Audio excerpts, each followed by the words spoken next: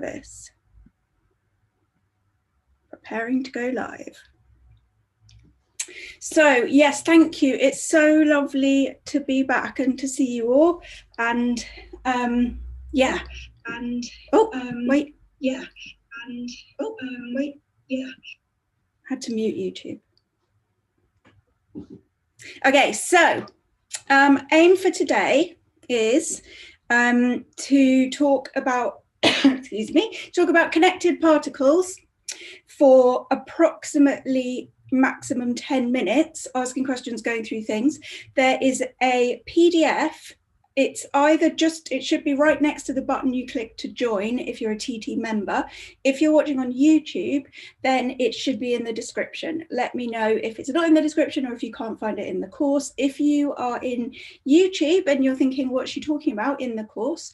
Basically, this is the live streaming of a lesson that we're giving to TT members. So I'm just going to be doing my normal lesson, talking to my TT students, but you'll get to watch, but I'm not going to be monitoring the chat. So if you do want to sort of get involved and see more of these, because I've done the entire A-level maths in these little short revision-y type sessions.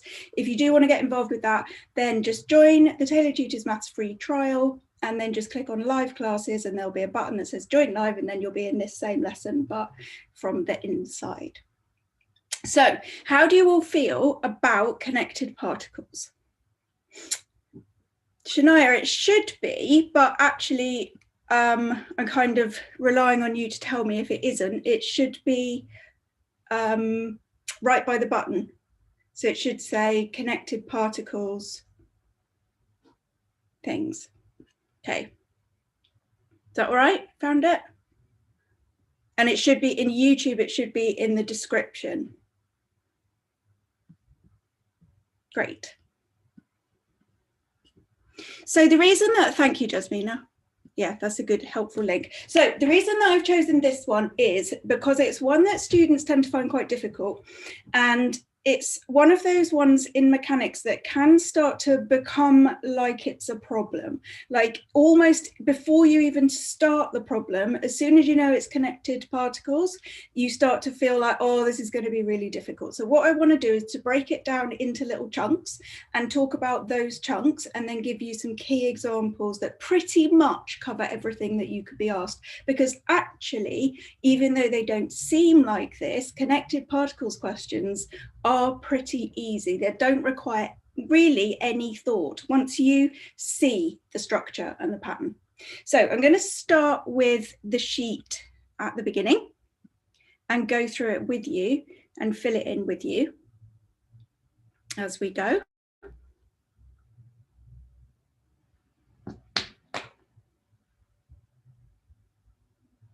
Sorry, I'm just making it share.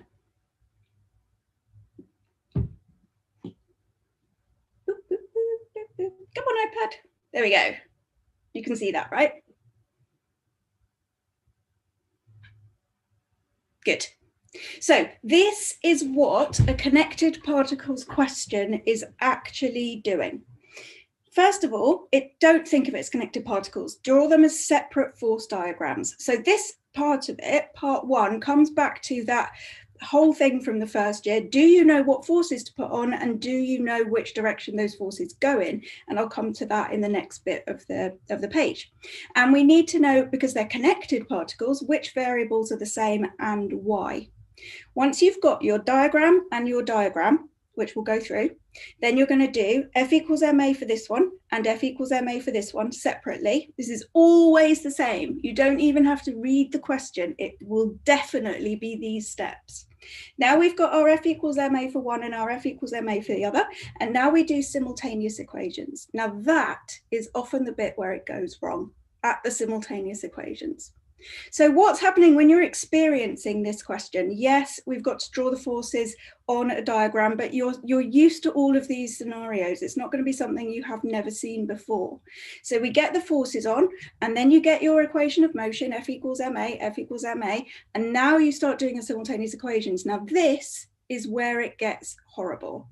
The simultaneous equations are often tricky, especially in the second year. Second year, once you introduce the trig, they get really, really messy. So what makes this hard is not drawing the force diagram. It is not doing the equation of motion. It's the simultaneous equations, okay? That's the bit where it gets hard. So what I would like you to do as a little challenge over the next few weeks is to print this off or write up your own one and just use this space here to keep a record of, when you do a connected particles question, which bit do you go wrong on? We've got issues, as in I didn't understand what I was meant to do, or FFS, which you know what that means. So FFS is the things where when you realize what you did, you can't believe you did it. The things that make you go FFS. So it's frustrating fails and slips, the things that make you mad that you did it. So keep an eye on them, and I guarantee that what's going to happen is a lot more of the time than you'd expect, you're going to be tallying in this row here. And that is really worth knowing, because as soon as your brain realizes properly that the reason you're losing marks on this topic is simultaneous equations, then we can extract a load of simultaneous equations from each question. Just practice the simultaneous equations bit, not simultaneous equations with x's and y's, simultaneous equations with r's and f's and x's and trig for second years and all the things that you get in mechanic that make those equations feel more icky and nasty than the simultaneous equations we get in pure maths with the lovely x and the lovely y and the lovely nice integer coordinates popping out and that kind of thing. So that's the main structure of any question. Then we have part 4. Now, part 4 is the bit that students often find difficult. It's the SUVATI bit. So, you know, at the end where it says, one of them lands on the floor. How fast is the other one going? Or how far does the other one go? Or how much more if they go down, this one hits the ground, how much does that bounce? Now those bits at the end, these bits here, they're worth about 6 marks, but they're only SUVAT questions. You've probably already got the A when you were doing the simultaneous equations, the A for acceleration. So just the SUVAT bit at the end. Now sometimes there are 2 sections to that motion, like the ones with the bounce. So I'm going to go over one of them just to make sure that you understand how we do this SUVAT bit at the end. But it is SUVAT. 1, 2, and 3, that's your connected particles, that's the majority of the marks. Down the bottom of the sheet, these are all of the Tailored Tutor's actual lessons on the whole of F equals ma, the whole of Newton's laws, the whole of everything. So that means that you can drill down and go to one of these lessons or tick them off if you've watched them, because that covers the whole of this particular topic. Right. Forces. Always, always, always put on the weight, and you're putting on the weight of the thing that you're modeling.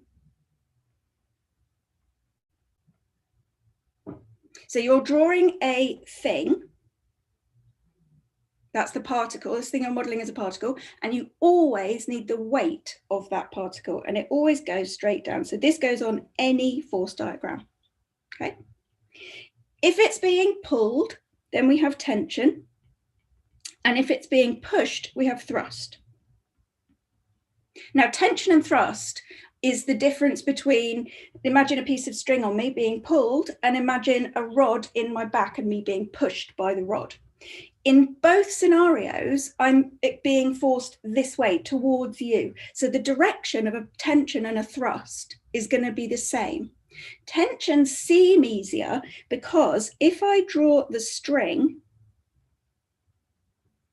then the tension goes in the direction of the string.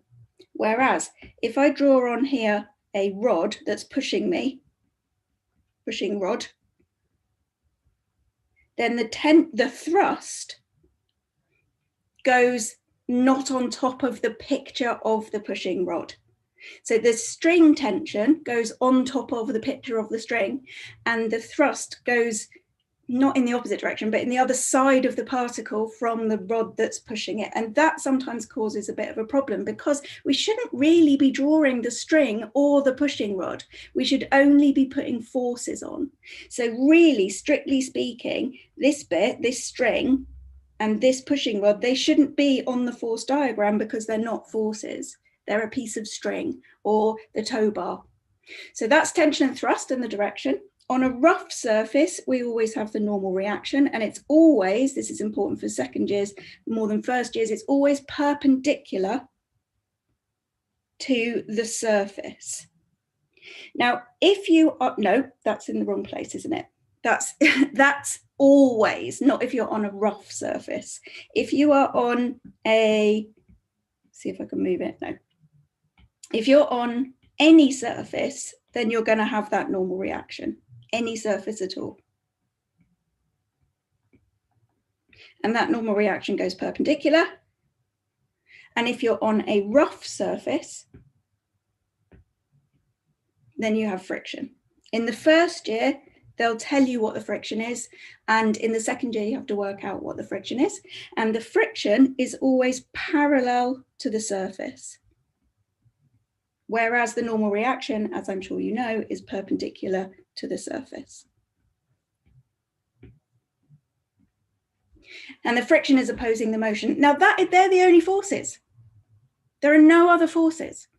So this whole job of trying to get the forces on the diagram, it's not really as difficult as it seems, because there's only these 5 to consider. There's one that always goes on, the weight of the thing. There's tension and thrust.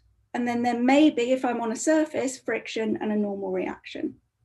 You need to know with your connected particles when you can say that things are the same. This is important because students get these the wrong way around all the time, and it's just a free mark if you can memorize it.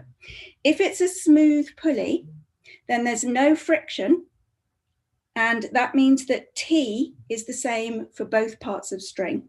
Tension is the same in both bits of string, so on both diagrams. Scarlett, if you mix up thrust and tension, would you lose marks as they're moving in the same direction? Well, what would happen, it doesn't really, if you have a look, if I rub out everything that's blue on that picture in here, everything that's blue, you would just have an arrow going forward. Now, if the direction of that arrow is correct, that is the direction the force is going in, it doesn't, how you thought of it is not really relevant. What you're going to lose a mark for, more than 1 mark, is if that force is going in the wrong direction. Yeah, so if your force goes in the right direction, it will end up with the right sign in the equation of motion, plus or minus, and then you'll get the marks. Whereas if it's pointing in the wrong direction, you'll think it's negative or positive when it should be the opposite. And then that's what's going to cost you the marks. Okay. But just imagine it, I always imagine it as something like coming out of my chest, like either I'm being pulled by something, in which case the force, the feeling that I have is that I'm being pulled in that direction. Whereas if I'm being pushed from behind, then again, the feeling that I get is that I have to go in that direction. So it doesn't really make any difference to me whether I'm being pushed or pulled. The force is the exact same. So remember these: if this pulley is smooth, the tensions are the same. If the string is inextensible, then the accelerations are the same. Memorize, memorize, memorize. No, you would not get a rough pulley. No, because if you got a rough pulley, then you would need to be considering different tensions, and you've got no experience of working out what happens when you take into account the friction at the pulley. However, that is a good answer to the question of how could this model be improved? So how could the model be improved is a standard question, and the answer is you could take a more accurate version of G, because you've got G down here that you're using in the weight. You could use a more accurate G, that would improve the model. You could take into account the friction at the pulley. Yeah, exactly. You can take into account the friction at the pulley, that would make a more accurate model. And you could also model the string as not being light. Oh, good question, Muskan. What do I mean by accelerations and tensions? This is in each on each force diagram. So the accelerations of A and B, tensions in string at A and B. So A and B are like the 2 particles that are connected, because we're talking about connected particles. Okay, so that's our first step. Do we know how to put forces on? Next step, is, do we know how to form the equation of motion F equals ma? Now, most people are totally fine with this, apart from lifts. And I've decided to go over lifts and the car trailer scenario because they're so common, and it's a really good idea to know the special stuff you can do when you've got a car trailer situation or a man lift situation. So basically, like all mechanics, it comes down to more simultaneous equations, which is why it's hard.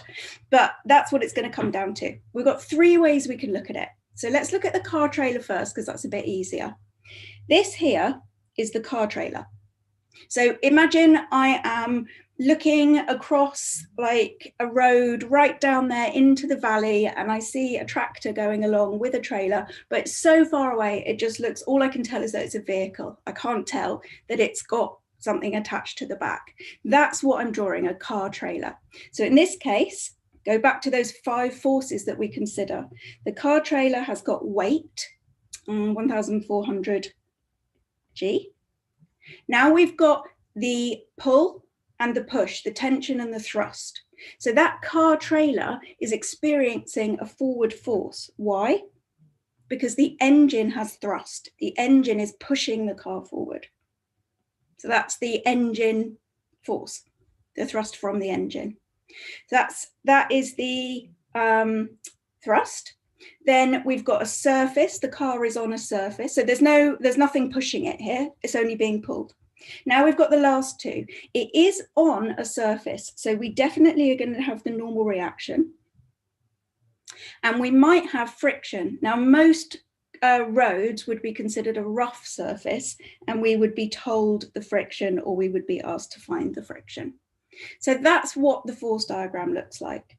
Now, if we zoom in a bit, obviously we can pull this apart into the car and the trailer separately. Now, all of those forces on the right are going to transfer over, but there's also going to be other forces as well. So the car trailer is the simplest. So let's have a look.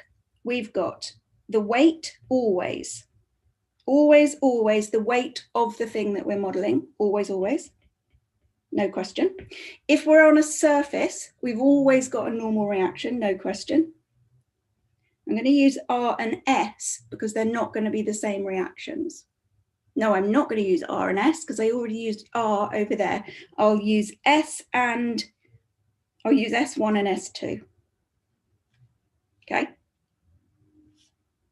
Then the car is experiencing the thrust from the engine. The car is also, Scarlett, I haven't drawn the rod, don't forget. Remember what I was saying about the blue bits here? I'm not actually drawing the tow bar, and I'm not actually drawing anything other than forces. It's only forces that I'm putting on. So the car experiences the thrust, but it doesn't experience, it experiences some friction, and so does the trailer, friction 1 and friction 2. The trailer is experiencing some tension, and so is the car. And the reason that those tensions are the same is because what? You tell me, why are the tensions the same, even though they're different frictions, different normal reactions, different weights? It's a smooth pulley. It's a good answer. It's a smooth pulley. This is a car attached to a trailer. These answers are brilliant. Inextensible. So I tricked you. Normally, why are the T's the same is for a pulley question. It's because the pulley is smooth. So there's no tension lost as the string bends over the pulley. In the situation of a car trailer, the reason that the tensions are the same is because it's a rigid rod, so it's inextensible. There is no pulley. So there's nothing to do with it being smooth. These tensions are the same because it's a rigid rod, the tow bar, so it can't be compressed. And that means, and it's uniform, and that means that the tensions will be the same. So a rod can't really be smooth. because it's not a surface. We would call a surface smooth or rough, a straight thing, okay? So you can do F equals ma here, you can do F equals ma here, or you can do F equals ma here. That S and that S add up to this R. That X is that X. These two frictions add up to that overall friction. And then it will be a combination of the equations of motion that will give you the variables that you want to find. We can do the same thing with the man, the lift, and the man lift, but this is one that's a bit more difficult to get your head around. So I'm going to start with the man lift. So this is one blob, which is a lift with a man in it, but I'm the lift. Okay, so imagine me as hollow. I'm the lift. This is what I experience. I experience tension from the cable pulling me up.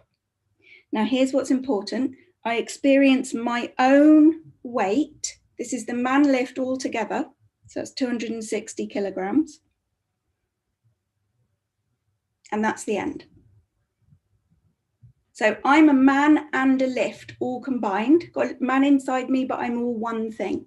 So I've experienced the tension pulling me up, and I experience my own weight, and that's the end. Now let's apply that principle to the man and to the lift. Now they only experience their own weight. Okay? Exactly, Fahima, exactly. Yes, and crane questions as well. Yep, exactly. Crane questions, lift questions. Yep. So this is really important. We only experience our own weight. So there's only one time that mg goes on. So on the man, it's the 60g, and on the lift, it's the 200g. There is no more. The lift experiences the tension in the cable. The man doesn't. It's not attached to the man. The man is on a surface. The man experiences the normal reaction. No tension, no thrust. He experiences the reaction from the lift floor.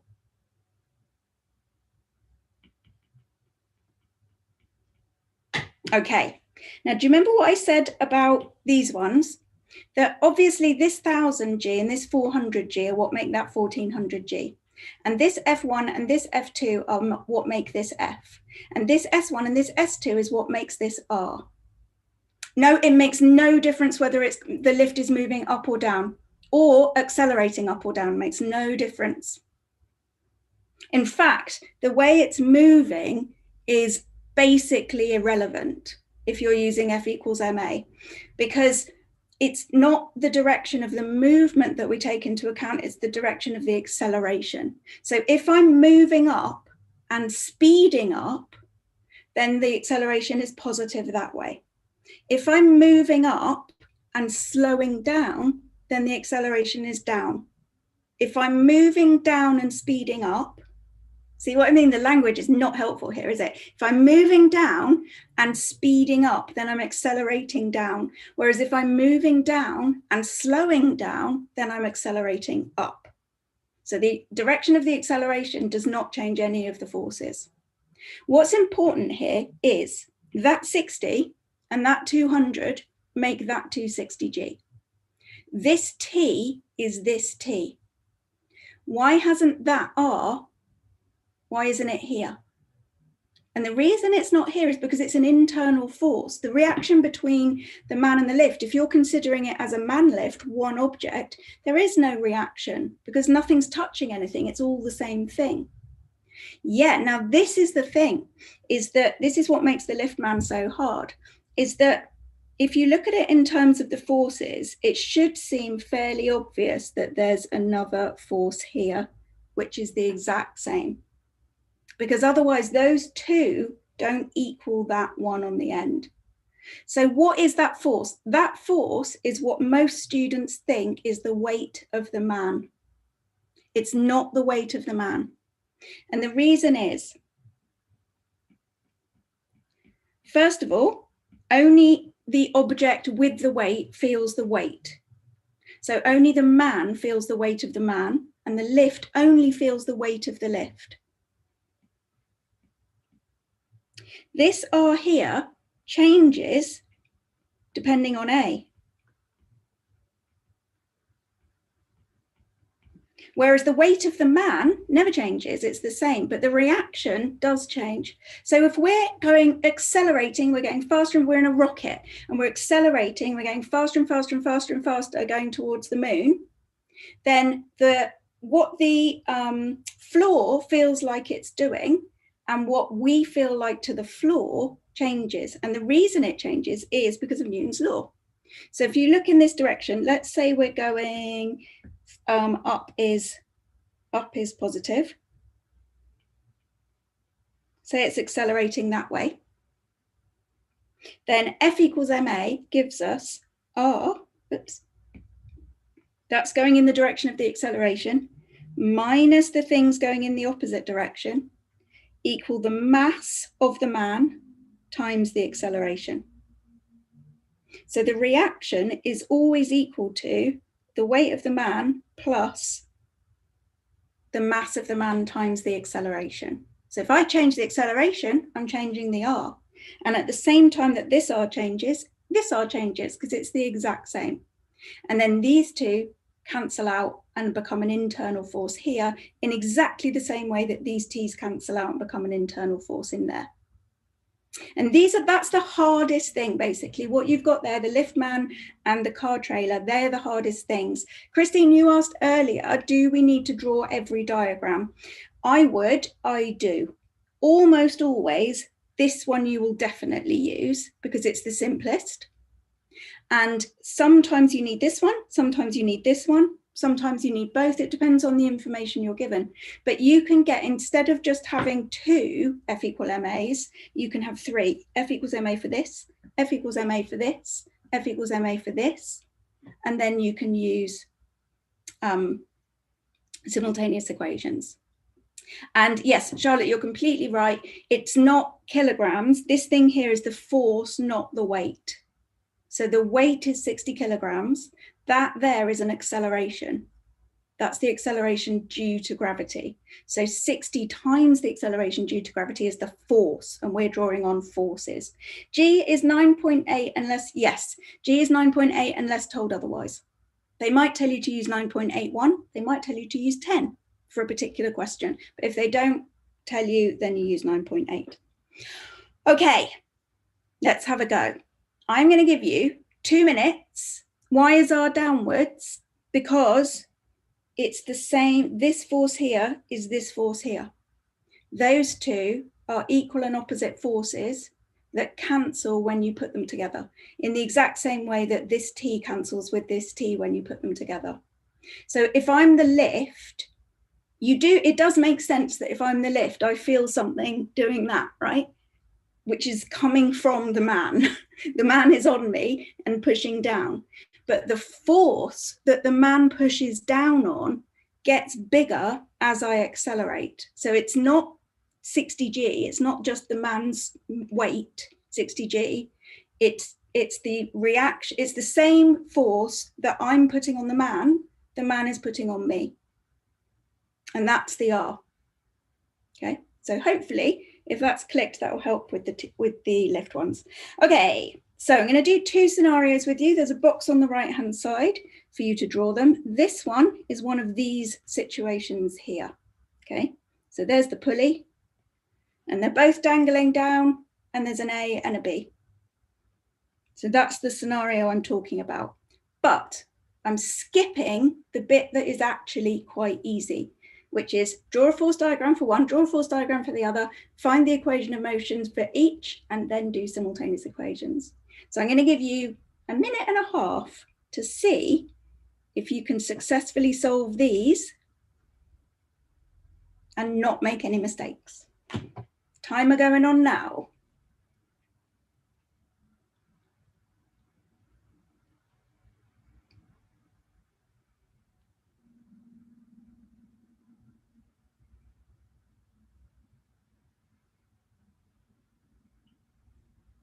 R is acting on the lift. The force of the man, the man puts a force on the lift, and the lift puts a force on the man. And those two are equal and opposite. Equal in the sense that they're both the same size, they both are. Opposite in the sense that they go in opposite directions. So that's Newton's third law. Every interaction, there is an equal and opposite reaction. Or for every action, there is an equal and opposite reaction, is the way it's usually written. The masses of A and B don't matter, Scarlett, because you're just doing simultaneous equations. So I'm just literally pulling you away from the bit that students usually think is what makes it hard and highlighting what actually makes it hard. So we've skipped, draw the force diagram, we've skipped, put the forces on and do the equation of motion. I've done that for you. And now we're just doing those simultaneous equations and you've got 20 more seconds.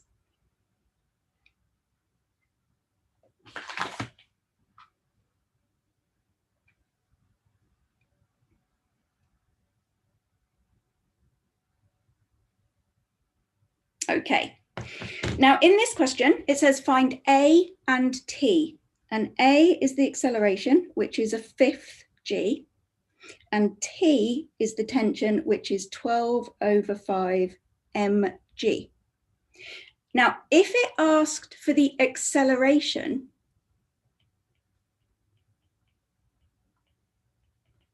and the tension,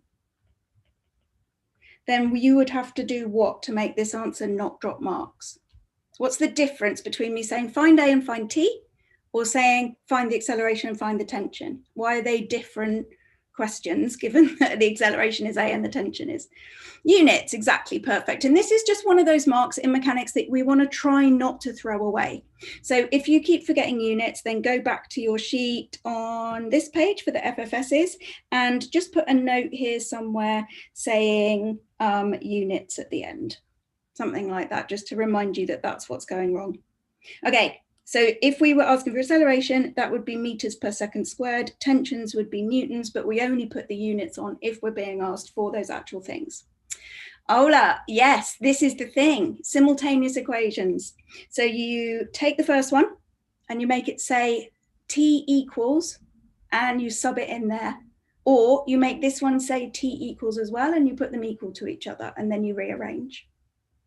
So this is the bit that sometimes needs practice for you to crack this topic. It's not the first bit, it's not drawing the diagrams and getting the equation of motion. It's the fiddly simultaneous equations that you need to do next. Okay, how did we use the fact that the pulley is smooth? We modeled the tensions as the same. Tensions the same in the string at A and B. Now, I know you didn't, excuse me, I know you didn't actually draw the force diagram and put the tensions on, but you will have done, and that would be the answer to that question. Now, I included this one because students sometimes say, oh, I didn't see that, I didn't know how to do it. Find the force exerted on the pulley by the string. So I'm the pulley. We're modeling the pulley as having no weight. It's a light pulley. So there's no reaction and there's no weight. And even if there was a weight, which obviously really there is because the pulley does have a mass, it doesn't matter because all we're trying to find is in particular the force exerted by the string. So it's what the string is doing to the pulley that we're interested in. So if I'm the pulley, I feel this string pulling me down and I feel this string pulling me down. And in this string, the tension is T, and in this string, the tension is T. So what is the force overall exerted on the pulley by the string? It's 2T. Down. It's that easy. Yeah, exactly, twice the tension. So in this case, it would be 24/5 mg. Okay, does everyone agree with that one? Yeah? So no one wants to chip in and say anything? Jasmine, a good point. Do you have to say down? Basically, forces are vectors. So a vector has a size, a magnitude, and it also has a direction. So if I say, what's the magnitude of the force exerted by the pulley on the string, the answer is 2T. If I say find the force, then yes, I would need to say a direction. Usually they phrase this as find the magnitude and the direction. So they really make it clear to you that it is both aspects that you need. Charlotte wins the prize for this one because it's the force, and so it should have newtons on it. It's not the value of, it's not the magnitude of the, it's literally the force, and forces have units, which is that. Okay, next, suvat. Now, don't worry about the fact that this is a connected particles question. This is a suvat problem, and we're just going to treat it like a normal suvat problem, okay? B starts from rest and move downwards. B starts from rest, moves downwards. Should we take down as positive? Always think about what you're taking as positive and negative. How far does it travel in the first 4 seconds? Now, this is where I recommend you just give yourself a little force diagram. Just have a little think about what that acceleration is. So during the movement, as B goes down, what's happening is B is experiencing some weight, and its weight must be 3 mg. Its mass is 3m. And it's also experiencing the tension. And we've worked out that the acceleration is a 5th g. You are given the suvat equations, yes. So 1/5 g, and what's happening is that B is going down and accelerating down. So taking down as positive, A is positive. How far does it travel? So this is what we're trying to find, and that's it. So the only thing that we needed here, the only connection between a normal suvat is the A. You need to use F equals ma to get the A. Other than that, it's a completely normal suvat. Ready for the hard one? If you took up as positive, this is a good question. There is no correct up and down. Okay, it's totally up to you.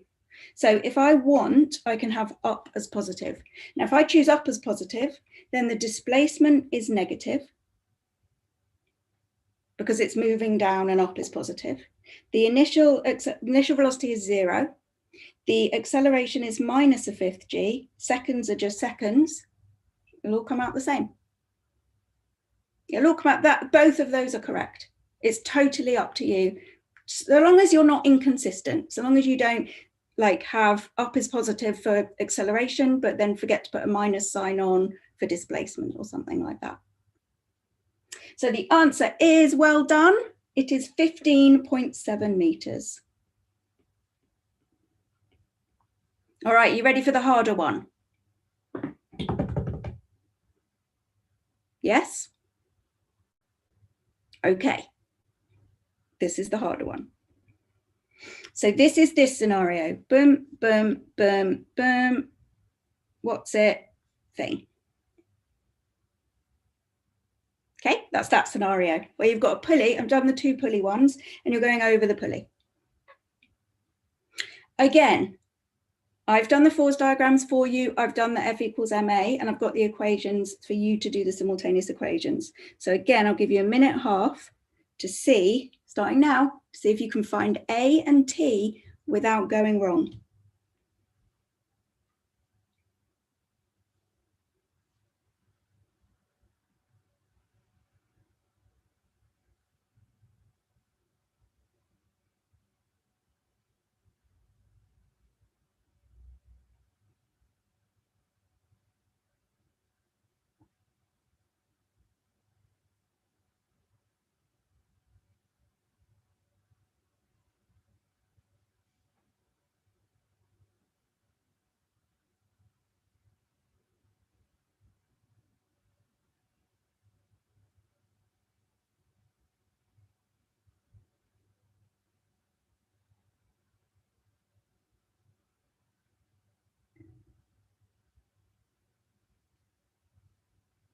Obviously, if you found A and T, then carry on.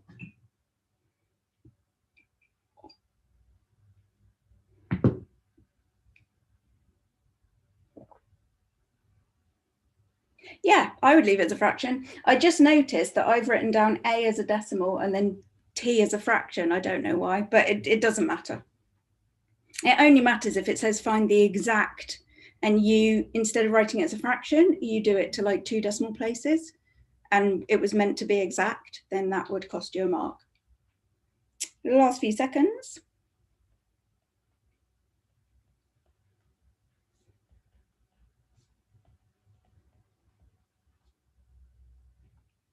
Here we go.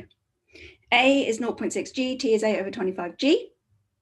No, you can't just put these into your calculators because you do need to show method.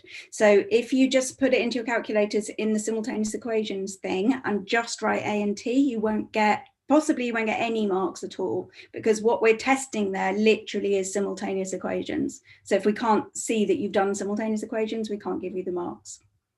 How did we use the fact that the string is inextensible? This is that the acceleration of A equals the acceleration of B.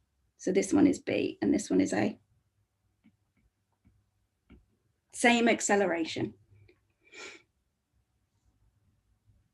Okay, find the force exerted on the pulley by the string.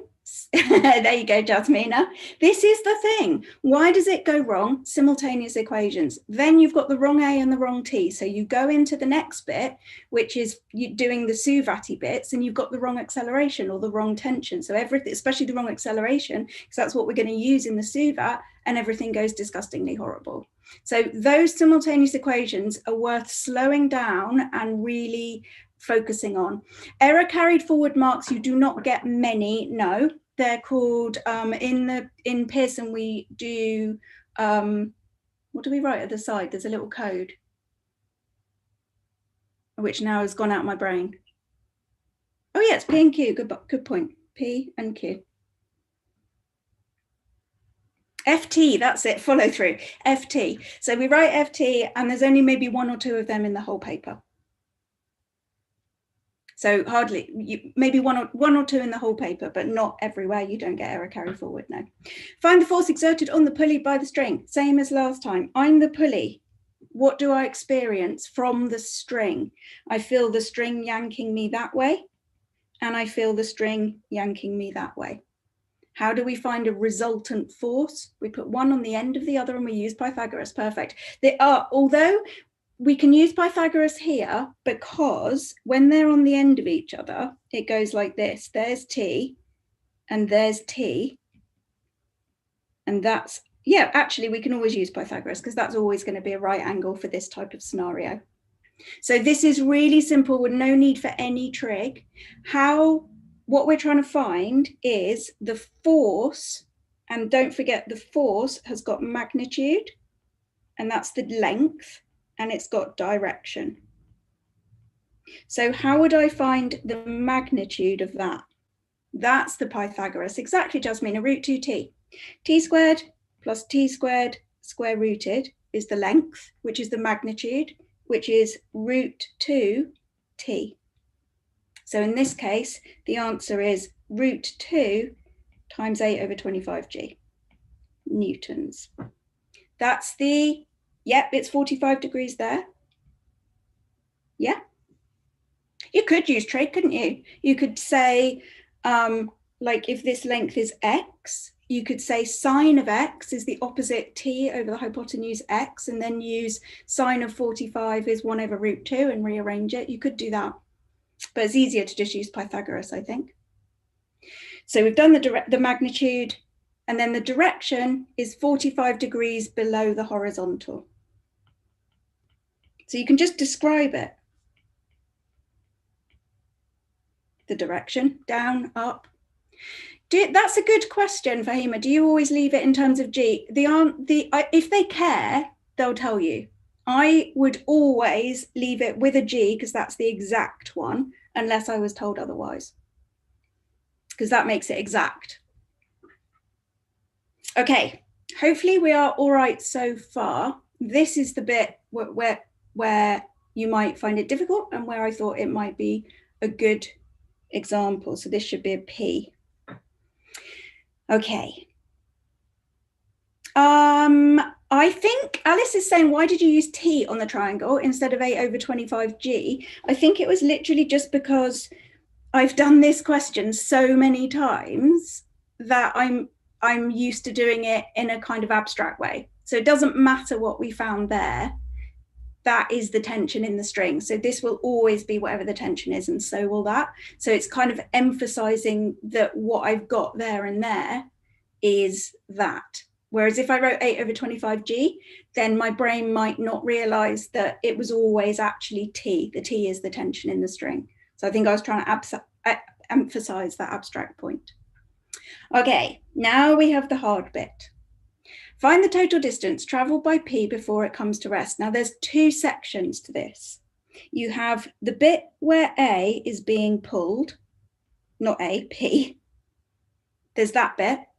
Then Q hits the ground, okay? Q hits the ground, but at P keeps going because it has momentum.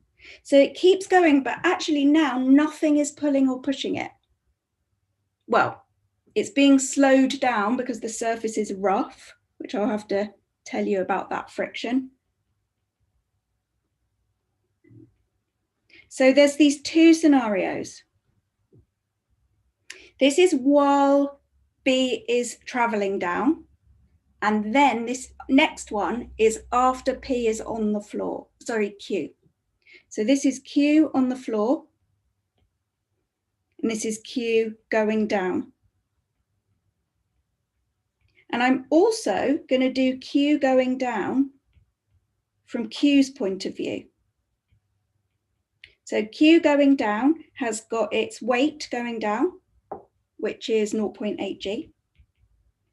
And it's got the tension in the string going up. And we found that the acceleration was 0.6G. While Q is going down, P is going across. And we found that that acceleration was the same, 0.6G. So we can do a suvat for Q, and we can do a suvat for P. For the time when they are both moving together with the string. So these are both going to have the same distance, because if one goes down, one goes across, same distance, same initial velocity, same final velocity, because however much it's sped up, whatever speed this is going when it hits the floor is the speed this is going when that hits the floor. So these would be the same. However long that takes is the same T, and the accelerations are the same. The only difference is that in the P one, we're taking right as positive, whereas in the Q one, we're taking down as positive, and everything we're doing is up, down. That's the only difference. Now, in this question, I do need to tell you a fact, and you can kind of see it already here. But why is it 0.06 and not 0.6? Where did I put? Oh, because I'm silly. Because I can't copy numbers. Thank you. Okay, so if you have a look at the equation of motion for Q, Q has got its weight 0.8G minus its tension is its mass times its acceleration. Now, if we have a look at the equation of motion for P, the tension is pulling it forwards. This is the friction pulling it backwards, 0.08G. So that friction there is 0.08G. And that will still be acting even after Q's hit the floor. Okay, 0.08G. So let's say the distance between Q and the floor is 0.5 meters. That means that at the moment that it hits the floor, this is 0.5 meters that it's gone down. So this is 0.5 meters that it's gone across. So in that first section, P moves across 0.5 meters. Now we need to know how much further it goes without being pulled at all. So now we do a new SUVA, and now this is the most important thing about these questions, is that it's a different A. This is the most important thing. There's a new force diagram. Therefore, there is a new acceleration. And if you remember that, then it becomes very, very straightforward after this. This is what we want to find. We're looking at the time from when the Q hits the floor and P starts moving on its own, basically slowing down, getting rid of its momentum. So this final velocity, which is the velocity when Q hits the floor, which is the same as this velocity, the velocity when Q hits the floor, that is the initial velocity of the time that we're interested in. We're interested in the time from when Q hits the floor and stops pulling P to when P stops. So P stops, velocity is 0.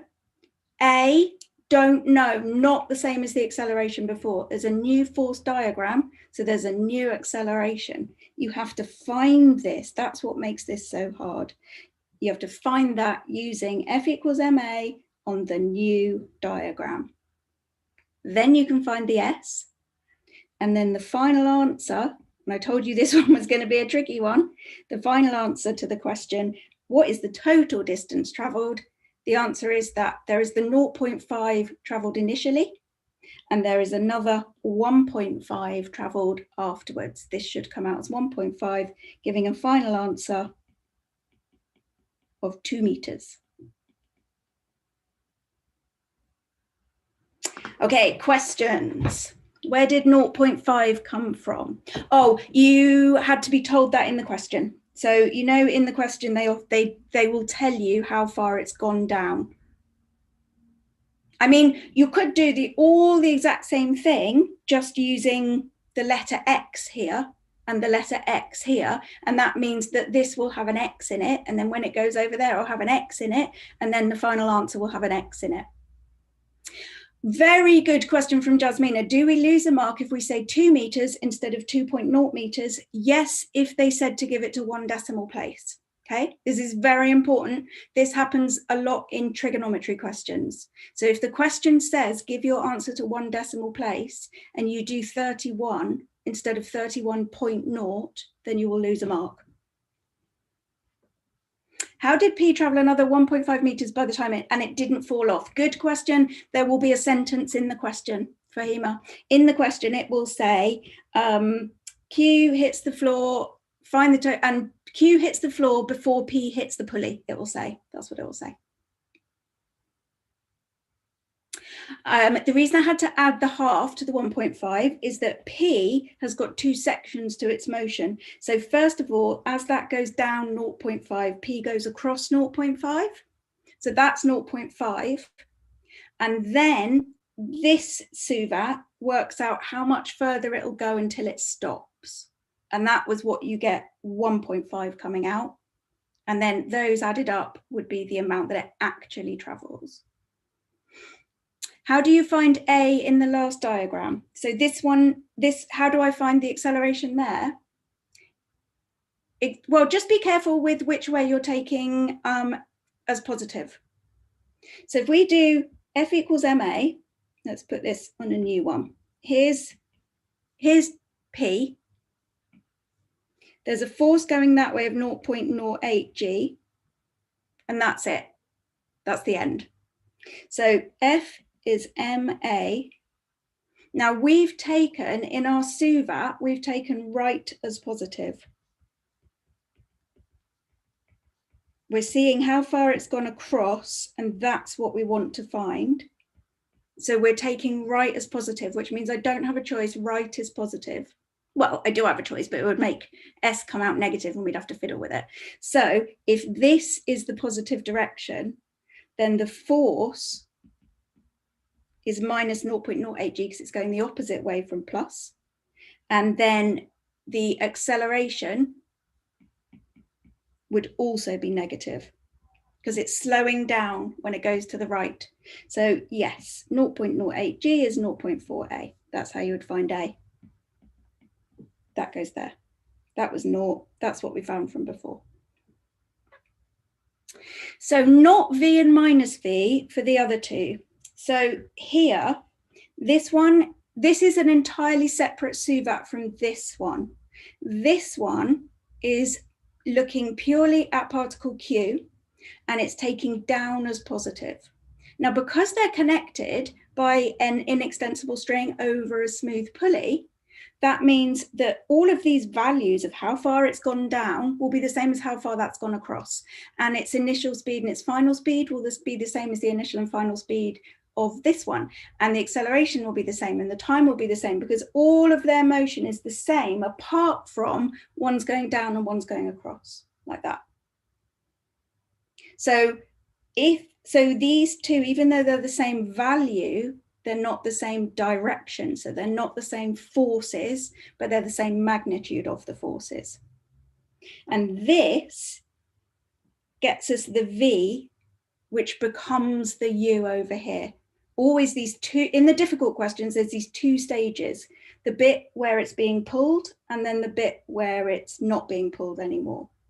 And if you're going for those top grades, this is the bit that you need to focus on. So tying this up, although do put some more questions in the chat if you have got any, tying this up. Connected particle questions are worth a lot of marks and they come up every year. There will be a connected particles question or a lift question, which is kind of the same thing in your exam, provided your teacher is doing the whole spec this year. So this bit should be fine. This bit should be fine. This bit is a bit of a pain. And this bit is what makes it difficult. This bit makes it fiddly. This bit makes it difficult. So if you are pushing for an A star, what I'd recommend you do is to take the question, use the mark scheme, and just skip the standard parts of the question. You know how to do it. You know how it would be done. You know it's simultaneous equations. Get the information about the acceleration and the tension and what have you, and then just skip yourself down to the bit that you know is going to be the most difficult, this SUVAT bit at the bottom. Okay. How was that for everybody? Did you learn something? Good, good. What I really wanted to do with this one, and also with the projectiles that we're doing at 2 o'clock with the second years, is to show you and sort of highlight to you the fact that it is always these same steps, always. And that actually it's certain parts of that steps, like the simultaneous equations and the SUVAT, that might actually be causing you the problem here, not drawing force diagrams and doing F equals ma. So by isolating those bits out, you can then focus on those bits. So there were a few people in the chat who got the, even with this one, with the examples we did with this one and with this one, got the simultaneous equations wrong. So if you get that wrong, that's all your accuracy marks gone. And actually, it's just pure maths, that bit. It's nothing to do with mechanics. Now, in the course, you will find, let me show you, and then I'll switch on to second years. That one. So this is in the content guide. In the content guide are all the revision packs. Now, I'd recommend that you start with the revision packs, really. So if you go, for example, this one, go to the revision pack on force acceleration problems. And when you get there, you will see that you can find all of the past paper questions on force acceleration diagrams. You can split it into AS and A level. You can watch this video, shortish video, covering the whole thing, the whole of force acceleration from the beginning to the end, all of the notes. And then here you've got all of the questions. You can split it into easy ones, medium ones, hard ones. You can have a look at all of them. You can do just AS or just A level and find them that way. And then you can slowly go through these as your revision. And then every time you traffic light them, you'll see your traffic lights here, so you'll know what you've done and not done. So I'd really encourage you to use this revision pack page to keep your momentum going with a particular topic that you're finding difficult. And with that in mind, I'm now going to do some work with the second years on projectiles. So I'm going to go down and find the revision pack on projectiles. That's in the content guide. Hi, May. This is in the content guide, but there's links to it from, if you're doing the TT revision method and you're in the exam guide going through a paper, then it will link you back to these revision packs. So you can use them to make notes, you can use them to find past paper questions and to track which past paper questions you've done and not done. And you can find all of the resources on that particular topic, or even the whole course and the lessons on that topic, all in the revision pack. So that's a really good place to kind of go to centralize all of your revision on that topic. Of course, on every page, you get the opportunity to write yourself some notes. Actually, yeah, I'll show you this that I found the other day. If you press plus, you probably won't care about this at all, but I really liked it. If you press plus, you can have bullet points. So I've been doing this with myself while I've been working on pages. So like you could do watch revision video and then like do 3 questions. And then you can tick them when they're done, which is satisfying to do that. The other reason that I would recommend to use this box here, don't forget you save your note. The other reason for using it is if you're going to traffic light something red. So if, yeah, checklists are great when you check them. So if you're going to traffic light something as red, meaning like, this is a problem, or even amber, then this is a really good place to put why it's red. So you could say red because don't understand blah, blah, blah, blah, blah. And then you just pop down here, ask me a question about blah, blah, blah, so I can help. And then you've got that information there from past you about what it was you were thinking, and you can leave that there until you're confident with it. So you can use that space for whatever you like, but that's what most of the students. Can you see the comment or no? Yeah, Fahima, this is a really good question. May, I'm not sure what you mean. Can you see the comment or no? Fahima, should we watch if we watch the revision lesson here, does it mean we should skip out on the other ones? Yes, unless you realize you need to drill down. So what we want to do with your work is make sure that every minute that you put in is actually useful and actually improves your grade. So there is no point watching these individual tutorials that drill down into a particular thing. There's no point watching them if you already know all of the content taught in that thing. Oh, I see what you mean, May. May's saying when you do it in here, can everyone see it, or is only you? That's only you. So I can't see that. That will be there for you when you come back to that page, but no one else can see it. That's just for you. So May, who was it? Fahima, I would say, yeah, I would say watch this. If you want a complete set of notes and you want the reassurance that you know everything that you need to know, then watch the revision one. When you watch that revision one, I'll be referring along the bottom of the PDF to the individual lessons and saying, look, if this is something that I'm talking about now that you know you find hard, that's the lesson you want to go watch. So you can highlight which ones you want to go watch and then go and watch those ones. But don't just watch the whole thing in order. Definitely, definitely not. You're trying to, in maths, we all know this, you get better at maths by doing papers and going wrong and asking questions. That's how you get better. So the making the notes is really more about a reassurance and a motivation thing rather than the actual learning. You get the learning from these questions.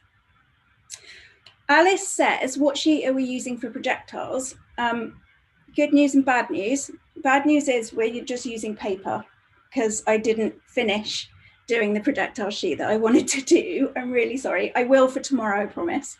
And I suppose the good news is that we're just using paper because it means you don't have to print anything. So that's what we're going to do, okay? Is that all right? Okay, so what I've done is gone into the SUVAT and projectiles, had a look down. Here are the projectiles questions that have been asked on 2017 and 2018. And I've opened a tab for each of those so that we can have a look at them, okay? So each of these questions that we can have a look at, I'm going to go through how you would do it, and then we're going to choose which ones you would like to do in more detail. Shubnan, are these classes every day? This week it's Tuesday, Wednesday, Thursday, 1 o'clock and 2 o'clock. Next week I'm going to a funeral, I'm afraid, on Monday, and I'm not coming back until Wednesday, traveling all day.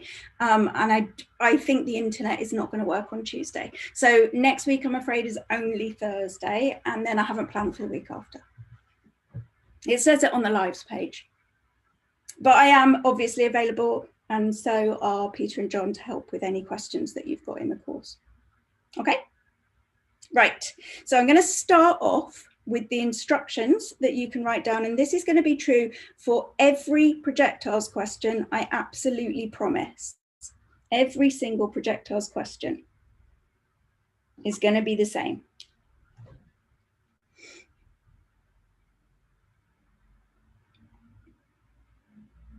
Okay. 1. Draw a picture.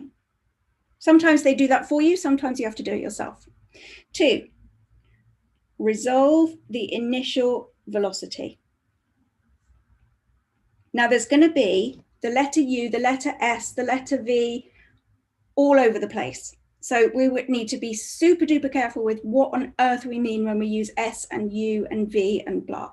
So the initial velocity, I'm going to use a capital U, a big capital U, and that's a vector. And that, sorry, yes, that's right. And that has got speed, which I will use U, big U, and it's going off at an angle theta. And you need to resolve into across and up, unless you get given the initial velocity as a vector. Because if you get given the initial velocity as a vector, like 4, 7, then it's already done for you. So you only need to resolve the initial velocity if you're given it as speed and direction. If you're given it as a vector, then you already know how far across it's going and how far up. You already know the initial horizontal velocity and the initial vertical velocity. In this case that we have to actually do the work, it is going to be always U cos theta horizontally, U sine theta vertically. Now what those two things are little u and little u. And this right here is one of the problems that we have with this topic, is that, because it's not hard, it's SUVA, it's literally just SUVA.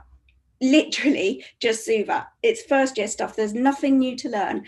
But what we have to learn, I suppose, get used to, is how to control all these flipping letters all over the place. So the way that we're going to control them is to stick really firmly to the rules that I'm going to give you now. And they're designed specifically to avoid all the issues that come because U and U and U and V and S are all different. But T is the same as T, and theta is the same as theta. And that's the problem that we need to deal with. So that's step 2. Step 3 is choose the special point on the flight. And it's special because we know something about it. That's literally all that makes it special.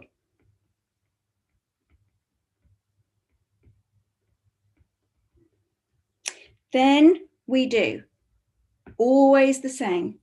S equals UT horizontally with a box around it and a vertical SUVAT. Okay, leading to a SUVAT equation vertically.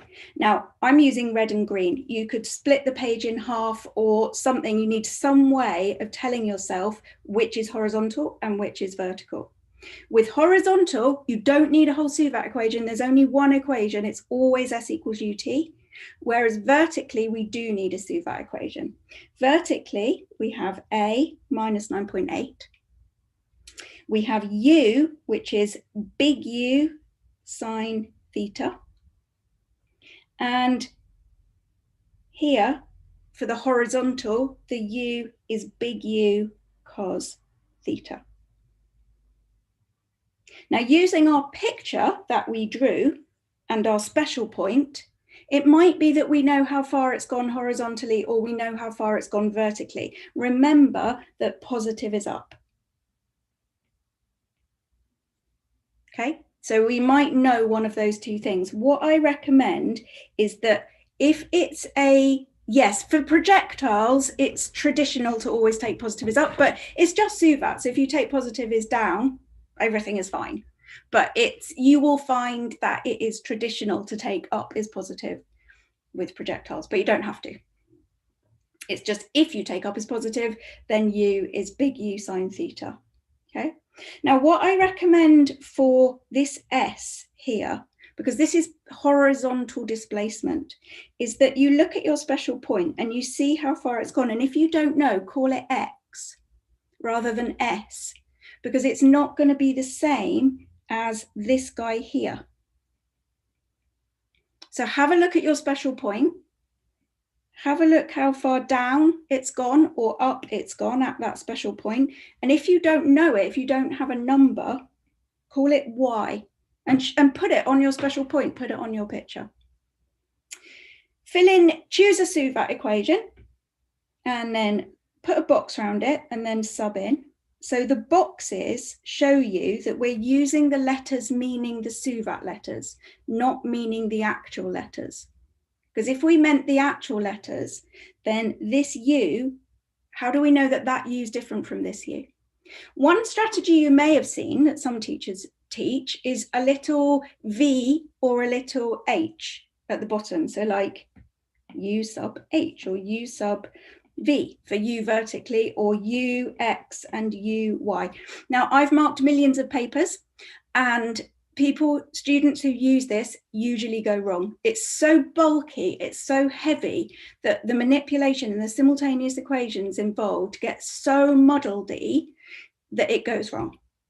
So my recommendation is to not use any sub notation, but stick to these rules that I've been saying, which is that if you don't know what it is and it's vertical, use a Y for distance, use an X for distance, horizontal and vertical, and then put a box around it while it's still a SUVAT equation. So that's a SUVAT equation, that's a SUVAT equation, and then sub in. Last but not least, it's mechanics, and this is how they all end up.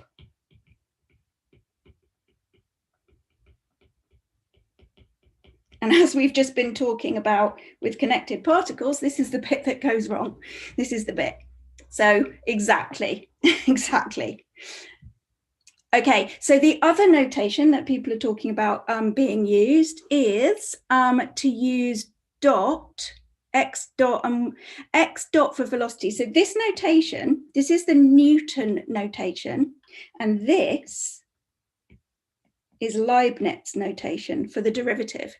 And there's a big, they kind of came up with it at the same time, Newton and Leibniz, these two mathematicians, for the idea of a continuous rate of change, the idea of the tangent to the curve having a gradient which represents the rate of change of that thing at that time.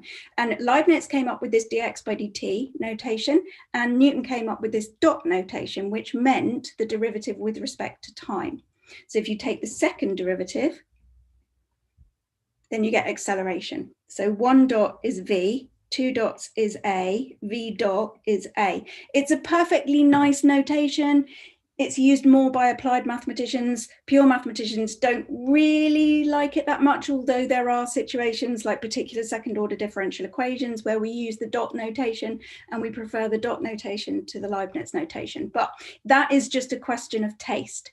I think you should be aware of what those things mean. I think you should be aware that if you differentiate displacement, you get velocity, and that if you differentiate velocity, you get acceleration. I think it's worth being aware of that. But personally, I wouldn't use that notation at all in what you're doing.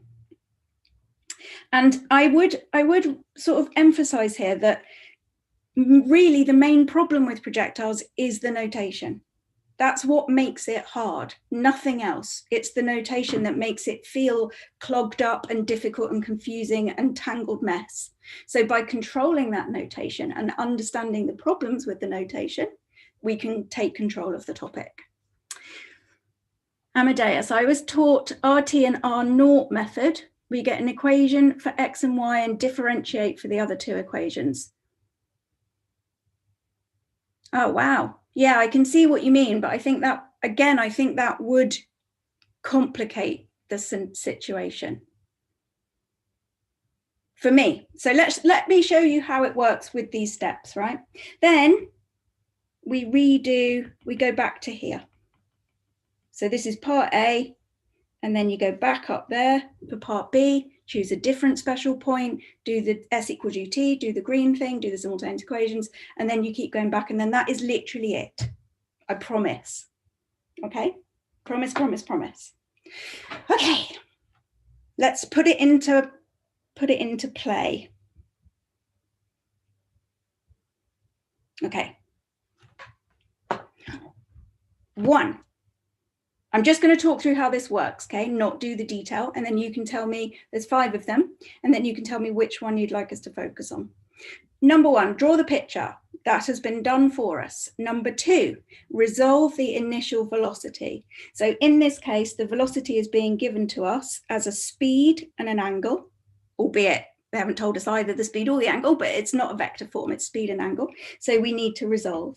So we resolve it into u cos alpha, u sine alpha. That's the initial horizontal velocity and the initial vertical velocity.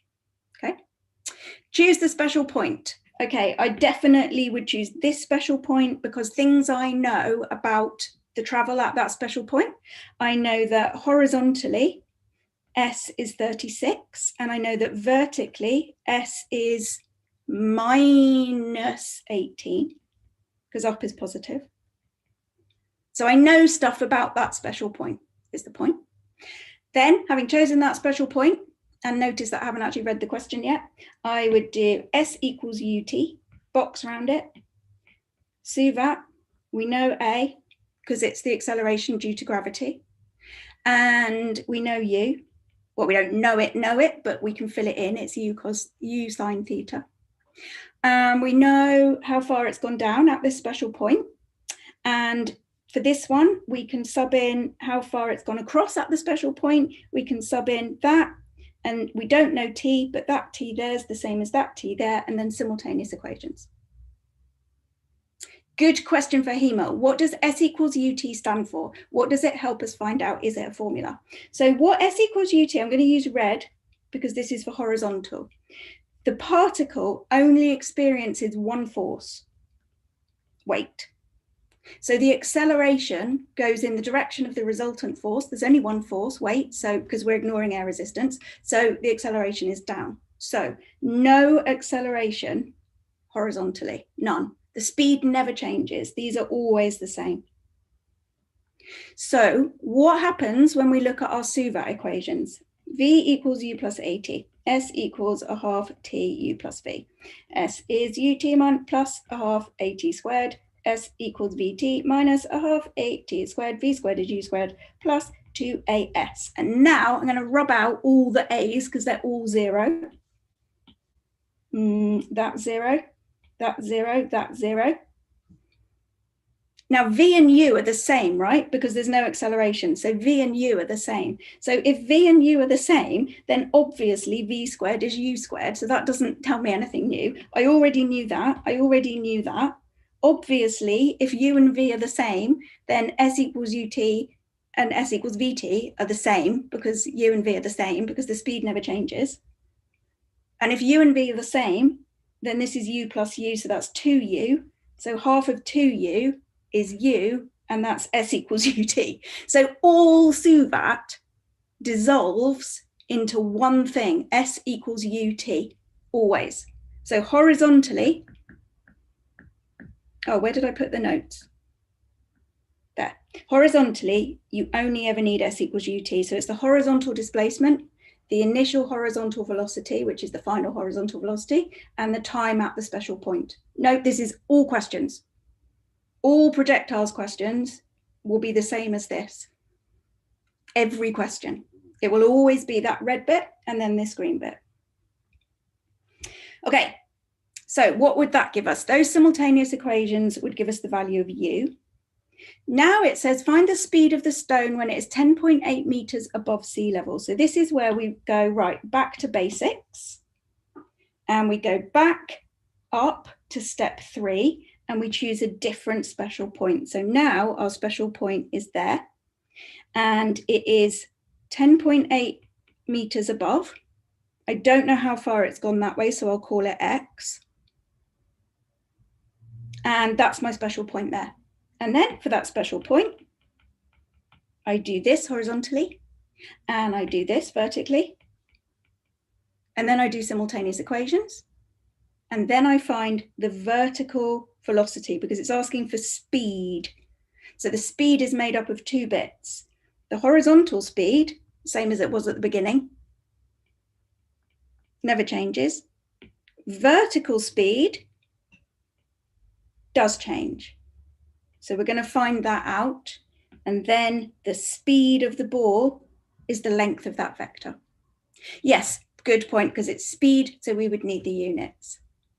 Suggest 2 improvements, classic. Just memorize these. 1, we could take a more accurate value of G. 2 is that we could take into account air resistance, so that would affect the horizontal acceleration not being 0. Always the same 2. Draw a picture.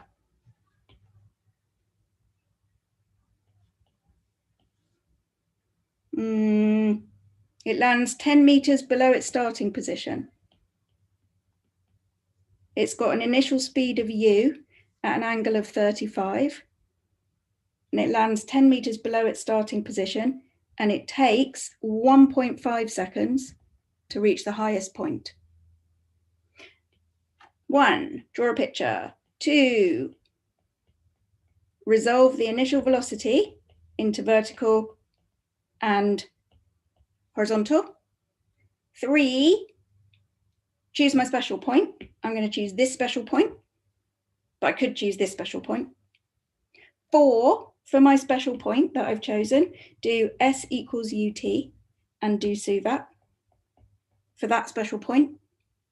5, simultaneous equations. That will get you U.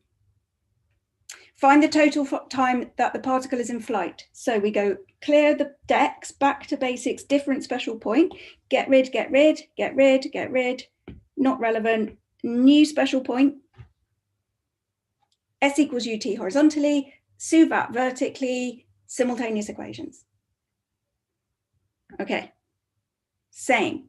But in this one, hooray, we don't have to resolve the initial velocity because it's 40 across and 10 down.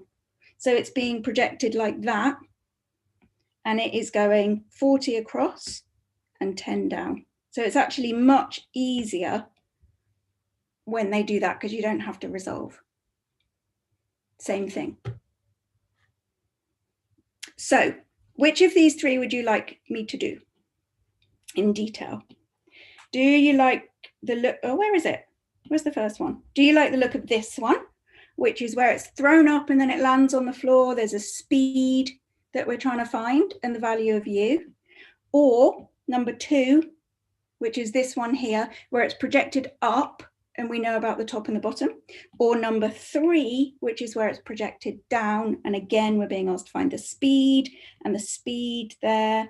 And then this, why might it not be the actual speed? Because we didn't take into account air resistance and because we only use G to 2 significant figures. Okay, votes are in. Most of the votes are for question 1. So that is what we shall go with, question 1. Okay, let's do this properly then, and then we'll just do as many as we get time for. But what I want to emphasize is that the steps remain the same for any projectiles question. There is no projectiles question where these steps don't work. That's the main point, because as soon as you've got that and you feel confident with it, it gives you much more access to these questions. Okay, let's have a go at this one. So draw a picture is already done. Resolve is already done. Well, I'll do it here. U cos alpha, U sine alpha. Okay, so that's draw picture, resolve, choose the special point. So I'm going to use this special point. And then I'm going to do my things.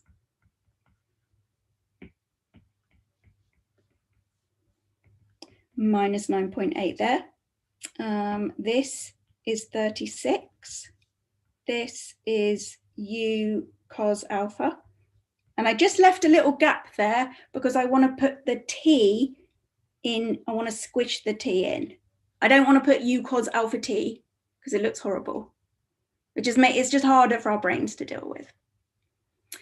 Yes, question 2, May, maximum height.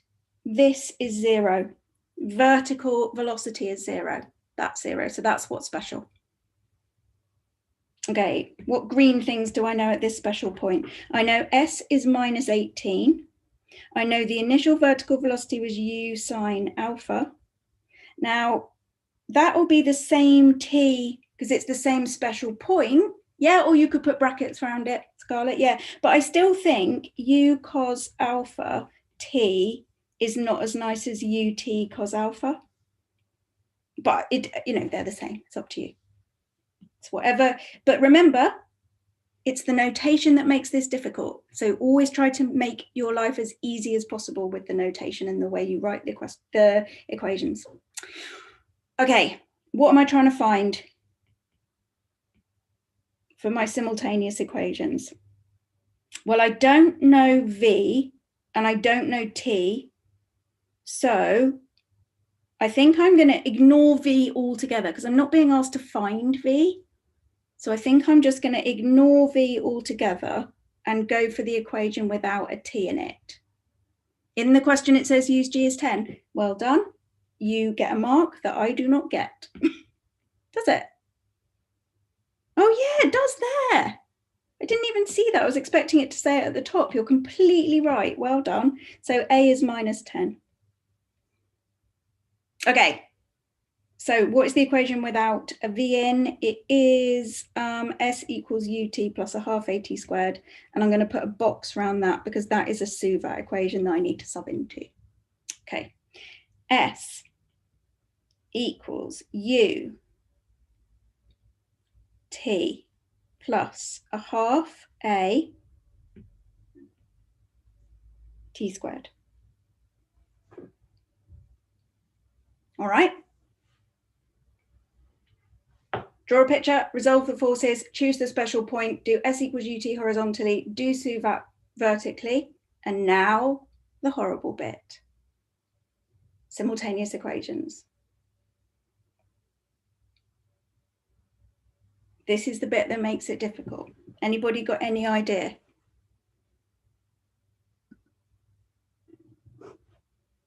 I'll just give you a minute just to have a little play with it before I launch in and show you what to do.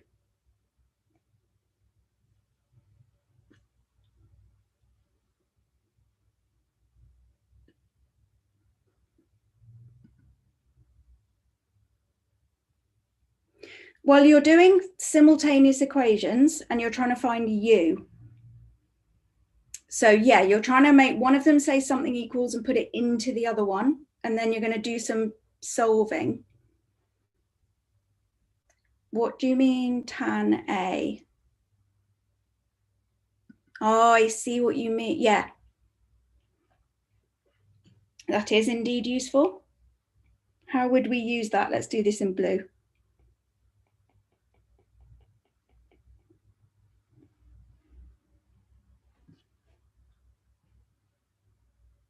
Exactly. Now, this, if you look at these two equations, and this is worth knowing when you're doing simultaneous equations, mostly in mechanics, but also in pure. If you don't know two things, you need two equations. If you don't know one thing, you need one equation. If you don't know three things, you need three equations. It's the fundamental law of algebra. It's actually called the fundamental law of algebra, that if you're trying to find n things, you need n equations, or if there's n things that you don't know. So at the moment, if you have a look at this, we've got U that we don't know, T that we don't know, and alpha that we don't know. So three things. Here's the same U, the same T, and the same alpha, but three things. We've got 1, 2 equations. We cannot do it. Simultaneous equations, if there are two things missing, that's fine for two equations. So how come we've got this problem? We can't like do it. And the reason is that actually we've got more information, and it's the information here. Now we don't know what alpha is, but we know that tan alpha is 3/4. So if that's alpha, we can make this little triangle. Then we can find that using Pythagoras. And then that means that we can change cos alpha into adjacent over hypotenuse. And we can change sine alpha into opposite over hypotenuse. Ta-da! And now let's have a look at those equations. So initial velocity is 3/5 u.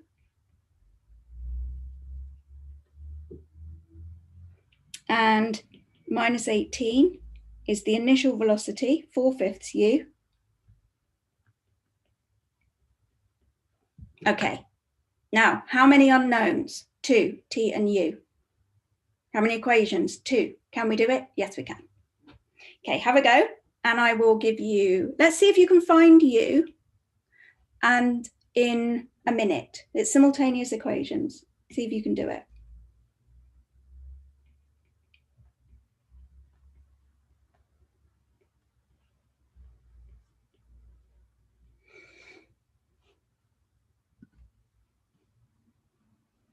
I'll just jot down the answers so that I can give them to you.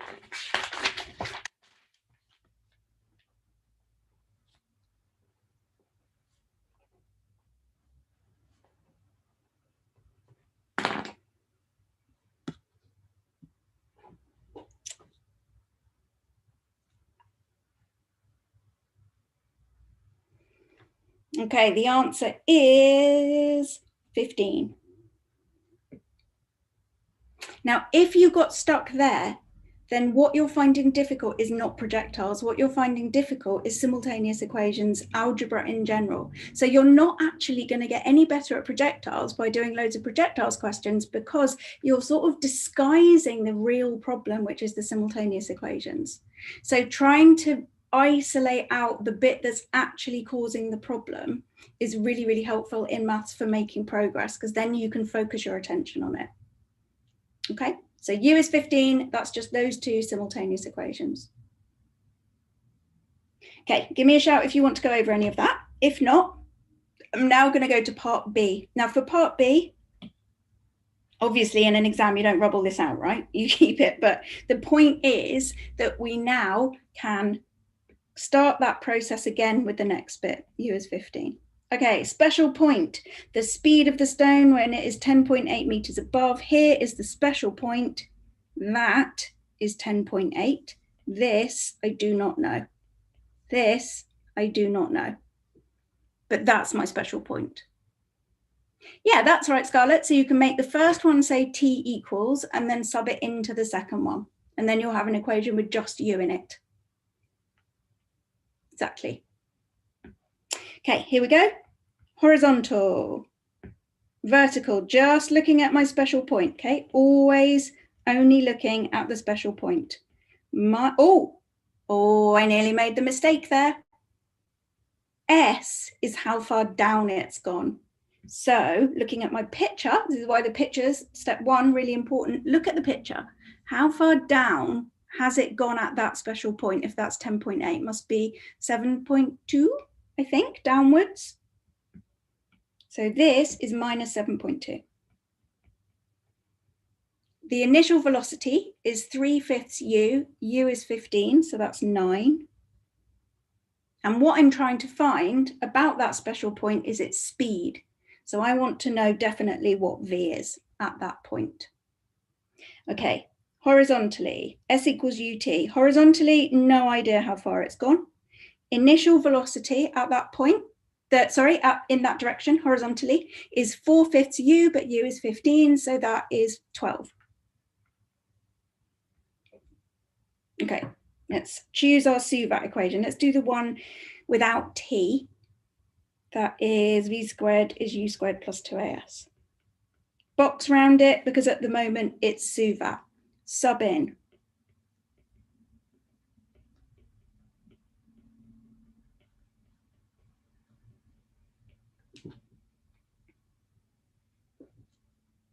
Okay. Now, how did I get minus 7.2? Looking at the diagram and seeing that at the special point, it's 10.8 above the floor, which makes it, I think, I did it in my head though, which I think makes it 7.2 here, 18 minus 10.8. Is that 7.2? Or am I being really silly? Okay, good.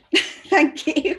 I'm not, when it comes to numbers, I'm like, just do nonsense. So that's one way we could have thought about our SUVAT, okay, is to go for v squared is u squared plus 2as and use that to find v. And look, the only thing missing from that equation is v. We only need one equation. We can use this and we can get v, hooray. Now, if I wanted to find that horizontal displacement, this hasn't helped because I don't know the time. And if I want to find the time, this hasn't helped. Because if I want to find the displacement, I need the time. And if I want to find the time, I need the displacement, or I could find the time here. So depending on what we're looking for, we might go in a different direction. And if you're not sure, just do both. So in this case, I could use v squared is u squared plus 2as and find v. Or I could use, actually, I'll use the one without v in, which is s equals ut plus a half at squared. Box round it because it's still a SUVAT equation. Subbing in s equals ut plus a half a t squared. And now we've got two equations in two unknowns. One of the unknowns is t, one of the unknowns is x. So if I was interested in finding how far across it had gone, for example, range question, find the range, how far has it gone? I would want that x. Or if I wanted the t, then I would use this to get the t. And then simultaneous equations, that t that I find here could then be used over here to find x. But in this question, I didn't need that because it was v that I was looking for. So let's say I have found v, and in fact, that comes out to be 15. And now I can answer the question. I didn't need this at all. The question says, what is the speed of the stone? The speed of the stone is built up from the horizontal speed, which is exactly the same as it was at the beginning, no change whatsoever, and the vertical speed, which we've just determined to be 15. Notice that actually when I square root, there's a plus and minus. And at this point, it's actually going down, and we take up to be positive. So if I was asked for the vertical velocity, the answer is not 15, it's minus 15. So be really careful with that idea of direction mattering. Here, I'm just going to use Pythagoras. It doesn't matter at all that that's going down. Could be going up or down, doesn't matter. The length will be the same. The speed will be the same. But in the question, when you do that v squared is u squared plus 2as, when you square root, just think about whether or not you need a positive or a negative v there. So technically, this answer should be minus 15 because at my special point, it's going downwards. So the velocity is negative. Okay, so we can do Pythagoras and we get the length of the velocity vector is 19. Now, honestly, truly, what do you think? I let you pick that one. We can do another one. I let you pick that one, like, out of all of them. It's not like I've deliberately chosen one. These are all of the questions that have been asked in the last few years on projectiles. And hopefully you can start to see that those 5 steps will always get you to the right answer. Yeah, I think 3 root 41 is right. And then if you do it to 2 significant figures, which is what the question says. Okay. Is anyone feeling wobbly about the method? Like, oh, I'm not quite sure, I believe you that the method's always going to work, or like, what about this type of question? Would the method still work there? And if not, we'll go and we'll have a look at a different question. But if you've got any specific things in your head where you're like, I don't believe you that it's this simple, I don't think this will always work, then give me a shout, because it's really good to test out the method on something difficult.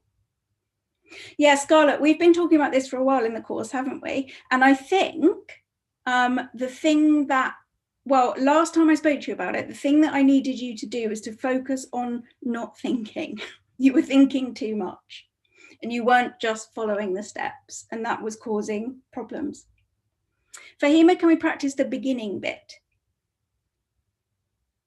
Yeah, okay, well, let's have a look at the beginning bits. Do you mean before we even do the suvats? Like drawing the picture and whatnot? Okay, let's have a look at that. So here are the steps. Draw the picture, resolve the initial velocity so that we know how much of it is red and how much of it's green, how much of it's horizontal, how much of it is vertical. Then choose the special point and then do the suvats and then do the simultaneous equations. So that's the 5 steps. So let's have a look at draw the picture and resolve the initial velocity. Let's just do that for all of the questions. Right, this one. Picture okay? Let's go back. Actually, I'll do it a bit bigger. Let's do it a bit bigger. So here's a particle is projected with an initial speed u at an angle of 35. It lands 10 meters below where it started.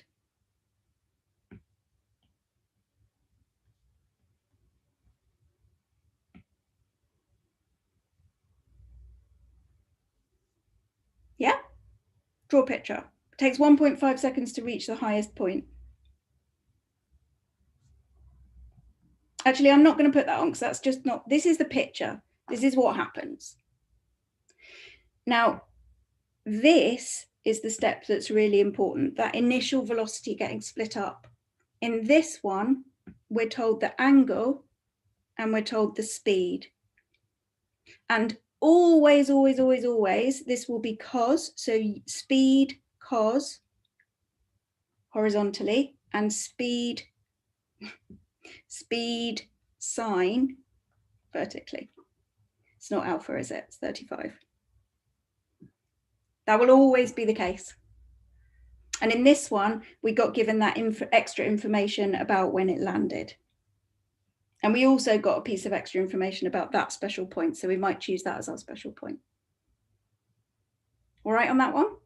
Should we go to the next one and just look at the drawing and the initial velocity being split up to get those u's?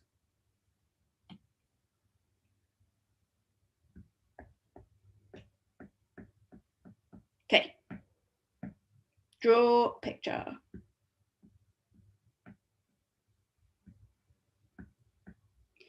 Ball projected from origin lands.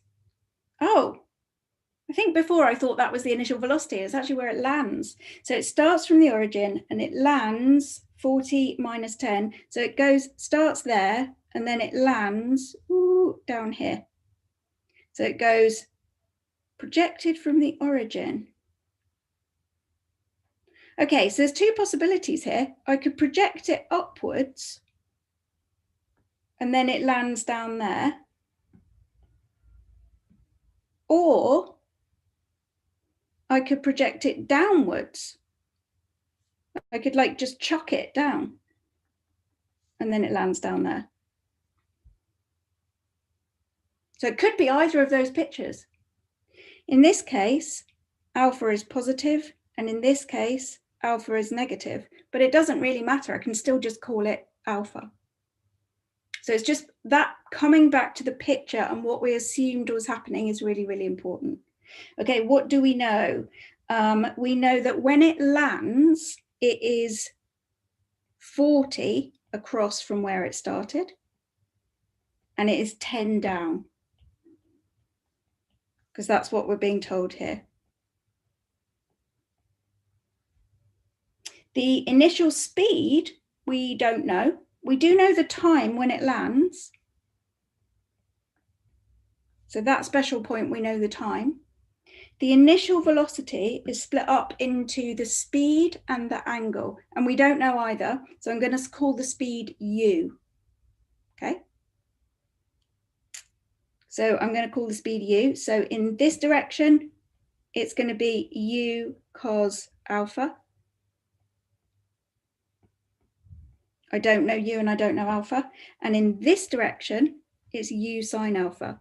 Now notice that the difference between these two pictures is that in the second one, it's being projected down, which means that the initial velocity is down. It's still u sine alpha, but it's going down. So I'd have to remember, and that's why we do step one, draw the picture. So you can keep referring back to it. We'd have to remember that that was negative because it's pointing down. But it wouldn't change anything that we do so far. So draw the picture and put on the initial resolved velocities. Okay, one more. Here's the picture already drawn for us. Put on the velocities, u cos alpha, u sine alpha. Is it one of the ones where they tell me tan alpha? No. How would you find negative alpha? It's literally always the same. I promise there is no difference whatsoever. So shall we have a go at this one and see if we can get the answers to this one? Go through this one in detail. If that's okay, if that's what you would like to focus on, we can go through this one in detail rather than, you know, and that maybe this is a good one to do and it will show you that it doesn't matter whether it's going up or down. Cool. Okay, let's do this one then. So find the speed of the ball when it is at a height of 3 meters above its initial velocity, its initial place. So that means it must be my first diagram, mustn't it? Because otherwise it doesn't go above 3 meters above. So it must be my first diagram. But it doesn't matter, like having both those ideas and using the diagram to think about where your special point is the thing. So here is a special point that I could definitely use. And I think probably I'm going to need to use that special point to get some information, because actually, even though they're asking me about the speed of the ball when it's 3 meters above its initial whatever, so like say it's there, so it's gone 3 meters up, but I don't know anything about it. So I can't use that as my special point. I'm going to have to go and use the special point that I know something about. So draw the picture, put on the initial velocity, choose the special point. Done, done, done, done. S equals ut. And we're going to sub into that. That's the Suvat equation. So horizontally at the special point, it's gone 40. The initial velocity at the special point, red, horizontal, is u cos alpha. And the time at the special point is 2.5. Okay, same special point, but now vertical. Telling me to use 9.81. Time, special point, 2.5. Displacement at special point, minus 10. Minus because up is positive. U, vertically, u sine alpha. V at special point, no idea. So I think I'm going to use the equation, the green one, the vertical one. I'm going to use the one without V in it. So that is S equals ut plus half at squared. And box it off. That's a Suvat equation. Why isn't V naught? Why would, oh, that is a common mistake. That's a really good question. That's a very common mistake, is to think that the velocity here is 0. When it hits the ground, it doesn't have no velocity. It's always got horizontal velocity. It's vertical velocity as it goes. Imagine this just throwing a ball up into the air. So forget the horizontal motion, just imagine it throwing a ball up into the air. So the ball starts with a certain speed, and as it goes up, its speed gets smaller and smaller and smaller until it stops in midair. And then it starts to come down. And as it comes down, it gets faster and faster and faster on the way down. So the V at this point, I don't know what it is, but it's definitely not naught. V is naught. Vertical velocity is naught, is what happens right at the top, not when it hits the ground. Okay. So S equals ut plus a half at squared, we would sub into there. And that's going to give us minus 10 equals u sine alpha times 2.5 plus a half minus 9.81 t, which is 2.5 squared. Two equations, two unknowns, u and alpha. See if you can find u and alpha. I'll give you 2 minutes. See if you can actually do the simultaneous equations. That one and that one.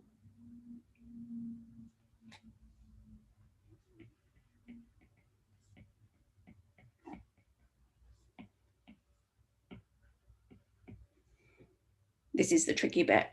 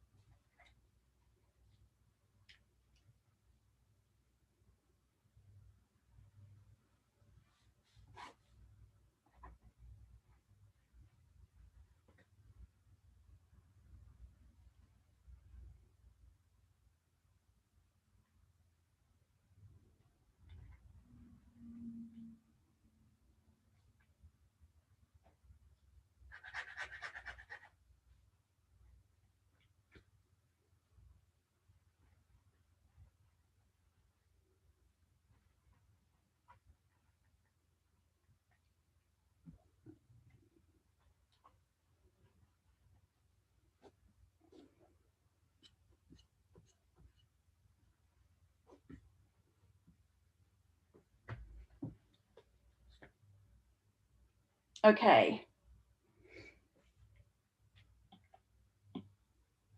How are you getting on? Do you want me to go through it or just give you the answer?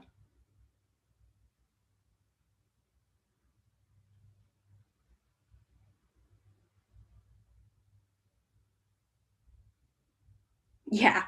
So this is the thing about projectiles, is that what makes it difficult is not what seems to make it difficult. So if you follow always these same steps, then the bit where it gets hard is number 5. That's where it gets hard. It's a right pain. And some of these, especially second year ones, well, it's all second years, isn't it? Projectiles. Some of these with sines and causes and what have you and tans. And some of them, even you have to go into like proper hard trig equations, like changing it into a quadratic in sec. By like, you often get a quadratic in sec. Sec alpha squared plus 3 sec alpha plus 2 equals 0. Get sec alpha, turn upside down, get cos alpha. So it can get really nasty or fun, depending on how you're looking at it. Okay, let's have a look through and see if we can do the detail of this one. Right. What is 40, calculator? There. So I'm going to take the red one. 40 divided by 2.5 is u cos alpha. So u cos alpha is 16. So cos alpha, shall I do it this way, is 16 over u. And what I've got in my other equation is 2.5 times 2.5 times 9.81 divided by 2.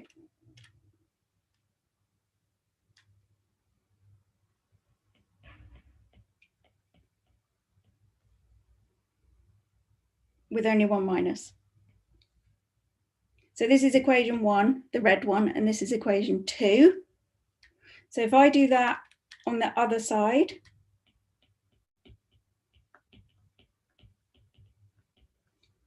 I think I'm going to stick there.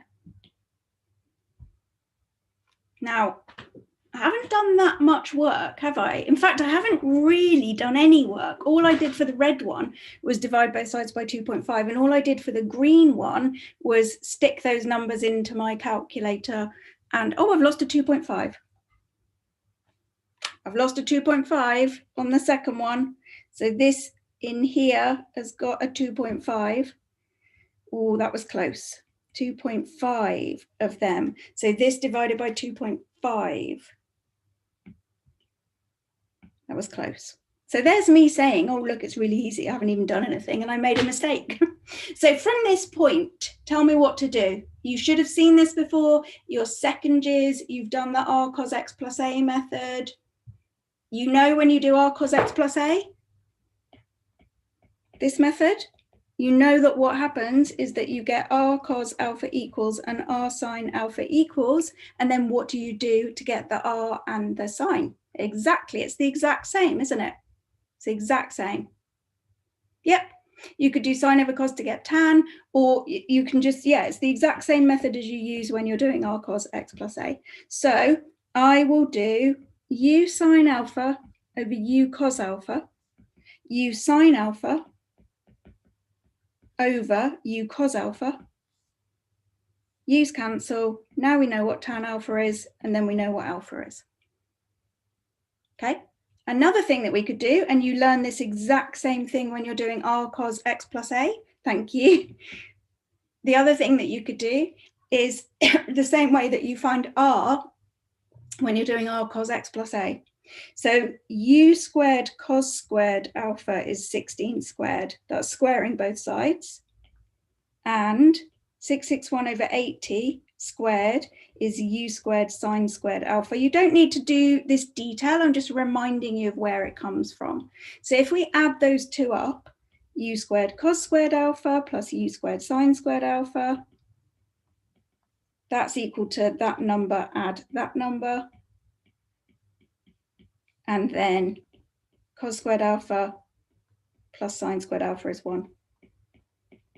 So u squared, sorry, that bit is 1. So u squared is that number. So do you remember that from the r cos x plus a alpha? To get the r, you always do a squared plus b squared square rooted. And that is the a, sorry, 16. That's the a, same as in r cos x plus a method, and that's the b. So that squared plus that squared square rooted is the value of r in r cos x plus a. In this case, it's the value of u, and the value of u is 16. So u is 16. Alpha is 79, but actually, I don't really care what alpha is, and it probably isn't 79 to no decimal places. That's probably that's probably rounded. So actually, what would be more helpful is for me to know u cos alpha, which is 16, and to know u sine alpha, which is 661 over 80, because that is the initial velocity vertically and horizontally. So actually, finding out alpha and finding out u, those simultaneous equations there is the exact same simultaneous equations that you do when you're doing r cos x plus a, same method. Don't forget that actually what we're interested in finding here is u sine alpha and u cos alpha, not u individually or alpha individually. So actually, even at this point here, I had what I wanted. I had what I wanted because I was trying to find these out so that I could answer this actual question. Okay, 1, draw the picture, done. 2, resolve the initial velocity, done. 3 is to do draw picture, resolve, choose the special point, done, we did the bottom. S equals ut and normal suvat, simultaneous equations, done. Now we go backwards, backwards, backwards to the special point. So now we're going to do a different special point. Here's the beginning, and the special point we're doing now is 3 meters above the initial position. There's the special point. Okay. This is 16. This is 661 over 80. That's the initial velocity. Draw the picture, resolve the initial velocity, which we now know what they are. Choose the special point. The special point is where it's 3 meters up, because that's what they've asked us about.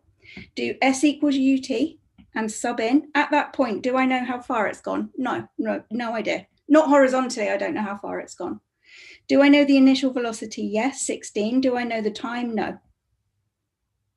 Green, suvat. Always thinking about your special point. At the special point, how far have I gone? Down 3. What was my initial vertical velocity? 661 over 80. What's A? Minus 9.81. Do I know the time? No. What am I trying to find? The speed, V. Use the equation without T in. Put a box around it because it's still a suvat equation. Fill in.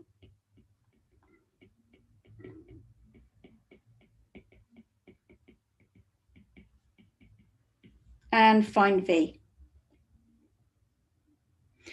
Now, this comes back to what we said before, that when it asks for the speed of the ball, what it's asking for is the length of the velocity vector. And the velocity vector, yes, it is made up of that v there, which I think comes out to be 3.067, if I've written the answer down right. But the velocity also has this horizontal velocity that's 16 that never changes, because we're assuming no air resistance. So the speed is the length of that vector, that velocity vector at the special point.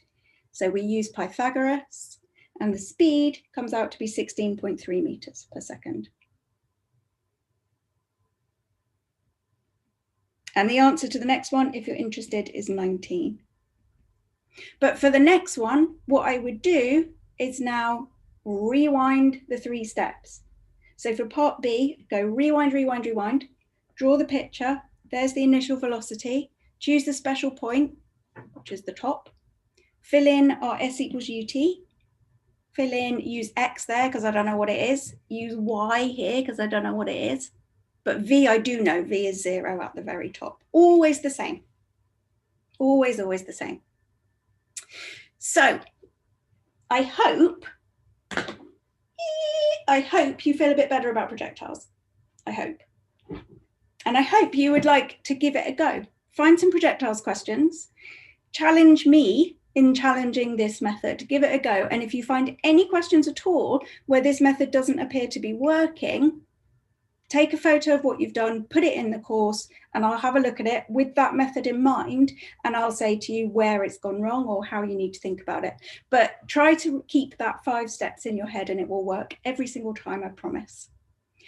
Any final questions from anybody before I go, or anybody in YouTube? If I just have a quick look, see if anybody's asked questions in there that I need to answer. Nope, looks like everyone has been chatting away. Good. Excellent. Well, it was lovely to see you all. I really hope that was helpful. Tomorrow, I'll be doing the same kind of thing with what we're doing tomorrow. Tomorrow, we're doing VT graphs, simplifying that down because students make a right mess out of VT graphs and they're actually easy. And then for the second hour, moments. Another one where the same 5 steps always work. Okay, hopefully see you tomorrow. Have a lovely rest of the evening. Take care.